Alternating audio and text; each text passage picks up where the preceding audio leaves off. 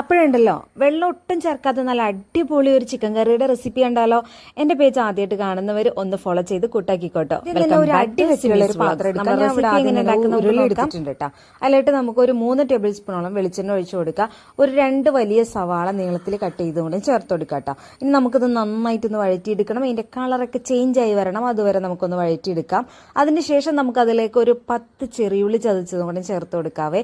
ഇതും കൂടെ ഒന്ന് നന്നായിട്ട് വഴറ്റിയെടുക്കാം. ഇനി ഇതിലേക്ക് 1 ടേബിൾ സ്പൂൺ വെളുത്തുള്ളി ചതച്ചതും 2 ടേബിൾ സ്പൂൺ ഇഞ്ചി ചതച്ചുകൂടെ ചേർത്ത് കൊടുത്ത് നന്നായിട്ട് വഴറ്റിയെടുക്കുക. അതിൻ്റെയൊക്കെ ഒരു പച്ചമണം മാറുന്ന വരെ നമുക്ക് വഴറ്റിയെടുക്കണം കേട്ടോ. അതിനുശേഷം നമുക്കതിലേക്ക് ഒരു സവാള മിക്സഡ് ജാറിൽ അരച്ചിട്ട് ചേർത്ത് കൊടുക്കുക. എന്നിട്ട് ആ ഒരു സവാളയിലുള്ള വെള്ളത്തിന്റെ അംശമൊക്കെ വറ്റി വരുന്ന വരെ നമുക്ക് നന്നായിട്ടൊന്ന് സോഫ്റ്റ് ആക്കി എടുക്കണം. നമുക്ക് നന്നായിട്ട് വഴറ്റിയെടുക്കണം, വെള്ളം ഉണ്ടാവരുത്. അതിനുശേഷമാണ് നമ്മൾ ഇതിലേക്ക് പൊടികൾ ചേർത്ത് കൊടുക്കുന്നത്. 2 ടേബിൾ സ്പൂൺ മല്ലിപ്പൊടി, 1/2 സ്പൂണോളം പെരിഞ്ജീരകം പൊടിച്ചത്, 1/2 സ്പൂൺ മഞ്ഞൾപ്പൊടി, 1 ടേബിൾ സ്പൂൺ കാശ്മീരി